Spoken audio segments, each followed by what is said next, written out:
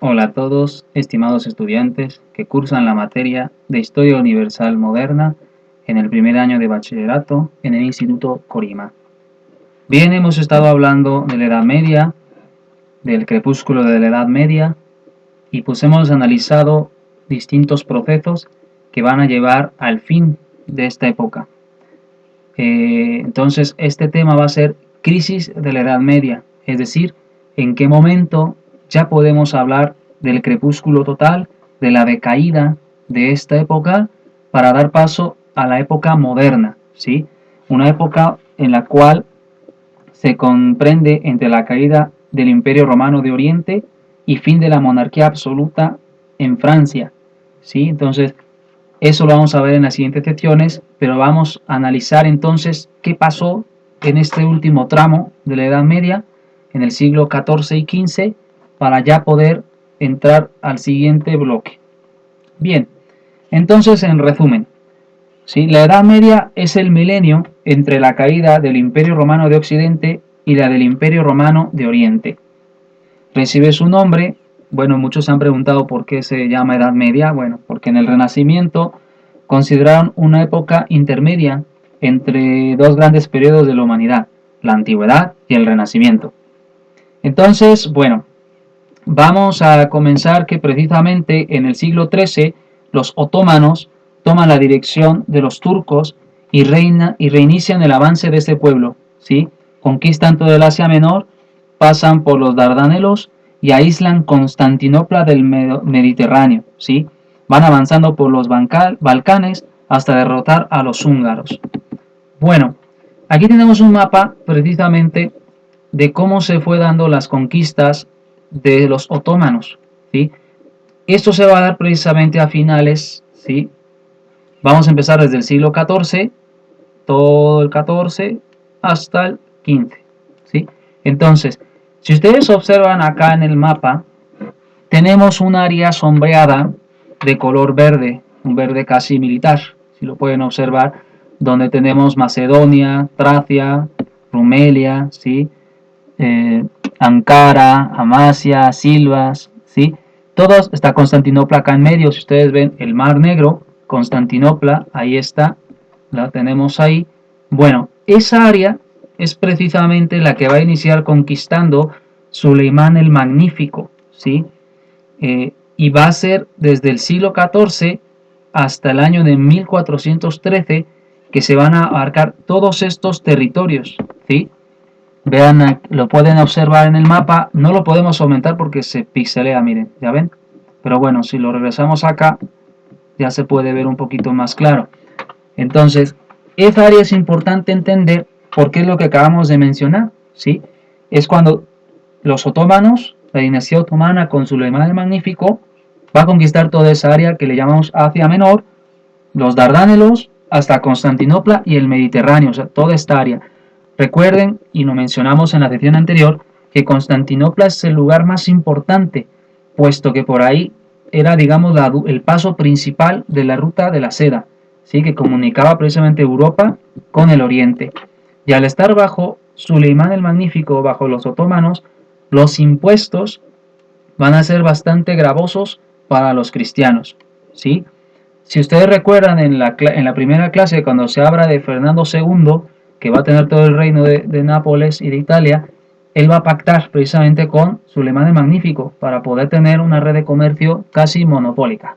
Entonces, bueno, ya para continuar, las áreas que vemos de café, ¿sí? Que donde está Bulgaria, Osmancia, ¿sí? Y Magnesia, son conquistas de Mehmed, que es el hijo de Suleimán, ¿sí? Que se dio a partir de 1413 a 1421. Luego tenemos las otras áreas que son en cafecito, que donde está Kermián, Antalya, Marmaris, ¿sí? Donzi, el Éfeso, ¿sí? Y arriba acá Burintio, ¿sí? Tesalónica también, son las conquistas de Murat II, de 1421 a 1451. Y finalmente, en las áreas grises, donde está Bosnia, Serbia, ¿sí? Albania, Karaman, ¿sí? Todas esas áreas son las conquistas de Mehmed II, en el 1451 a 1481. Entonces, vean cuánto tiempo y cuánta es la expansión del Imperio Otomano en esa área. Y como hemos visto en los mapas anteriores, pues efectivamente van a controlar bastante el comercio, ¿sí? En alianza con los italianos. Bien, entonces, los otomanos, bueno, a finales del siglo XIV, el ataque de los mongoles bajo Tamerlán detiene a los turcos por algún tiempo, pero estos derrotan pronto a los nuevos invasores. Los descendientes de Tamerlán fundan un reino en la India que subsiste del siglo XVI al XVIII. Los otomanos reanudan sus ataques contra los restos del Imperio Romano de Oriente. Finalmente, en 1453, el sultán Mohamed II logra tomar Constantinopla. La caída de esta ciudad y el dominio marítimo que ejercen los turcos sobre el Mediterráneo cierra en definitiva los caminos comerciales hacia el Oriente y obliga a los pueblos europeos a buscar nuevas rutas. Generalmente se considera como el fin de la Edad Media la caída del Imperio Romano de Oriente. ¿Sí? Esto es un excurso, ya lo conocemos bastante porque lo he mencionado en las secciones, y es que precisamente ante esta situación va a obligar a que los españoles y toda esa área traten de buscar una nueva ruta para las Indias, y ahí es donde va a surgir este gran personaje que es Cristóbal Colón, que va a intentar darle la vuelta al globo, porque él va a concebir la Tierra redonda para llegar por atrás a las Indias y no pasar por la ruta de la seda de Marco Polo, que está monopolizada bajo los otomanos y sus impuestos.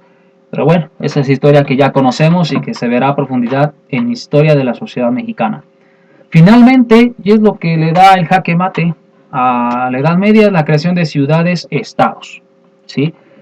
Efectivamente, muchas ciudades medievales provienen de municipios romanos, otras se originan en los campamentos militares de Roma, y otras más son fundadas en los pasos de los ríos o en lugares estratégicos. En los principios de la Edad Media tienen muy poca importancia, pero la adquieren a partir de los siglos X y XI. Muchas veces los reyes y los emperadores impulsan el desarrollo de las ciudades para apoyarse en ellas contra los señores feudales. Les conceden determinados derechos de soberanía, como el de elegir a sus propios gobernantes, o el de la justicia interna, el de construir murallas y otras fortificaciones, o el de tener tropas propias, a cambio de tributos, con que los reyes puedan mantener ejércitos permanentes que le dan fuerza por encima de los señores feudales. En Europa se delimitan muy pronto dos grandes rutas comerciales. Una arranca de España, que pasa por Marsella y llega a Italia. La otra viene de Escandinavia, atraviesa Alemania y también termina en Italia, que es el gran centro mercantil de la época. Y aquí tenemos un mapa de Italia, como lo acabamos de mencionar, y hace unos momentos, vean, y aquí lo dice, Italia en el año 1000. Bueno, continuamos y ahorita hablamos sobre esto. De Italia se comienza con el Oriente. Las mercancías se distribuyen en ferias, grandes reuniones comerciales y también culturales, que generalmente se celebran en determinados lugares en las fiestas religiosas importantes.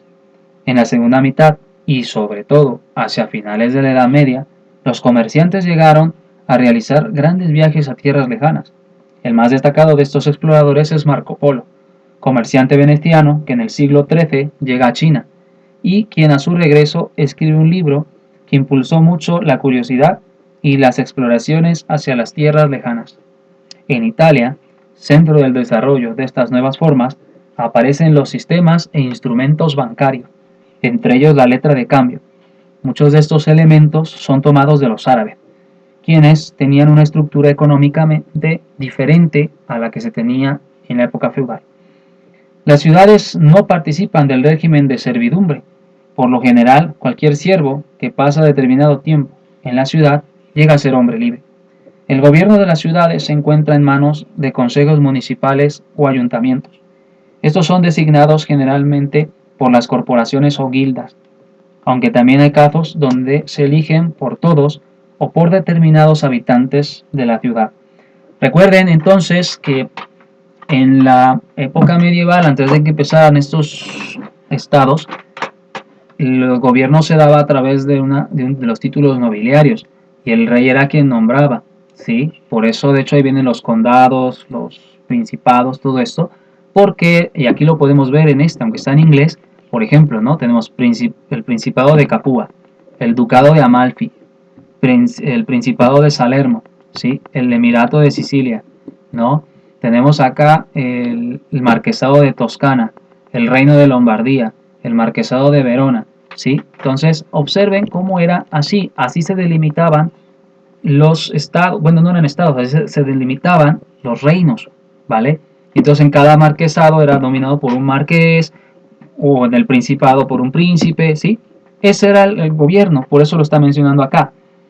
Cuando cambia la edad, cuando cambia esto, vemos acá un mapa de Italia mismo en el año de 1494, que es cuando ya estamos hablando de esto, de un nuevo gobierno de las ciudades.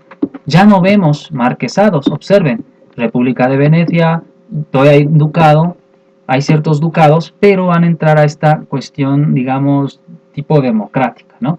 República de Génova, República de Florencia, República de Siena, ya están los estados papales, ¿sí? Todavía hay un reino ahí de Nápoles, el reino de Sicilia, etcétera, etcétera.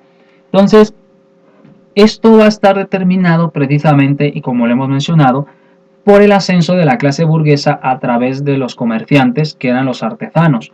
Por eso dice acá que las guildas o estas corporaciones de comerciantes, ¿sí? Son personas dedicadas a una profesión que se agrupan en un gremio. Y hay tres tipos de miembros: los aprendices, oficiales y maestros. El aprendiz vive en casa del maestro, donde tiene que hacer los trabajos menores y aprender el oficio. Después de determinado número de años, llega a ser oficial o compañero.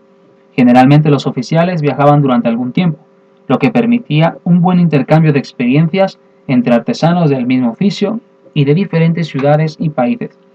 Después de haber vivido cierto tiempo como oficial o compañero y haber realizado una obra maestra, el oficial podía recibir la patente de maestro y establecer su taller propio.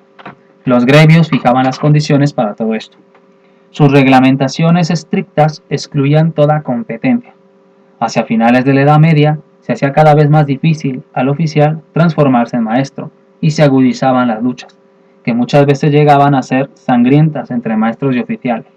En la mayoría de las ciudades predominan las guildas de comerciantes, que son agrupamientos semejantes a los gremios artesanales. Había frecuentes luchas por el predominio político entre gremios plebeyos y guildas patricias. Gremios y guildas tenían también un aspecto religioso. Cada uno contaba con su santo patrón y celebraba las fiestas de este. Las ciudades se encontraban encerradas entre sus propias murallas, eran pequeñas y no pasaban de unos 20 o 30.000 habitantes. Sus calles por lo general eran estrechas y carecían de drenaje. Las ciudades italianas llegan a obtener su independencia completa.